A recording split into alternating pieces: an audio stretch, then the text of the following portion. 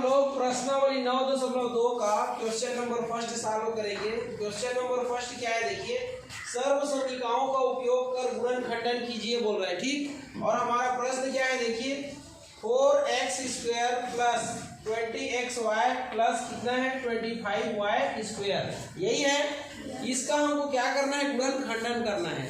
तो इसको आप देखिए, ये किसके जैसा दिखाई दे रहा है, तो ये देखने से हमको सर्व समीकरण 1 के जैसा लग रहा है। किसके जैसा लग रहा है, सर्व समीकरण 1 के जैसा। हमारा सर्व समीकरण 1 क्या होता है, देखिए, a धन b ये और पूरे की घात 2 बराबर होता है, ये a की घात 2 धन होता है 2 गुणा a गुणा b और धन होता है b की घात 2। यही होता है कि नहीं होता है। तो आप देखिए यहाँ पर ये कौन सा साइड है सर्व समीकरण का, लेफ्ट साइड, और ये कौन सा साइड है, राइट साइड। तो हमारा जो प्रश्न है वो सर्व समीकरण के कौन से साइड के जैसा है, बताइए। तो राइट साइड के जैसा। किसके जैसा है, राइट साइड के जैसा। ऐसी लग रहा है ना। तो हम लोग क्या करेंगे, अपने प्रश्न को इस सर्व समीकरण के राइट साइड का जो पार्ट है, ये राइट साइड में जैसा लिखा है सर्व समीकरण, इसी के जैसा हम लोग सेट करेंगे इसको अपने प्रश्न को, ठीक है। तो क्या अंतर है दोनों में, देखिए, यहाँ पर a का होल स्क्वायर है और हमारे प्रश्न में देखिए a का होल स्क्वायर है क्या, नहीं है। वैसे देखिए यहाँ b का होल स्क्वायर है, लेकिन हमारे प्रश्न में b का होल स्क्वायर नहीं है। तो हम लोग इसी के जैसा अपने प्रश्न को क्या करेंगे, सेट करेंगे। तो चलिए इसको सेट करते हैं। तो क्या हो जाएगा, देखिए, 4 को क्या लिख सकते हैं, 2 की घात 2 गुणा x की घात 2 दिया हुआ है। इसको अभी कुछ मत कीजिए, जैसा का तैसा लिखिए। ये देखिए 25 को क्या लिख सकते हैं, 5 की घात 2 और y का घात 2 तो दिया हुआ है, बीच में गुणा का निशान है।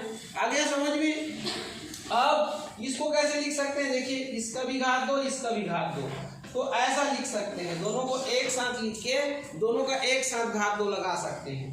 अभी भी इसको कुछ मत कीजिए, ये देखिए ऐसी रखिए। इसको कैसे लिख सकते हो, तो 5y फिर पूरे की घात 2 लिख सकते हो। अब आप तुलना कीजिए इसका किससे, राइट साइड से।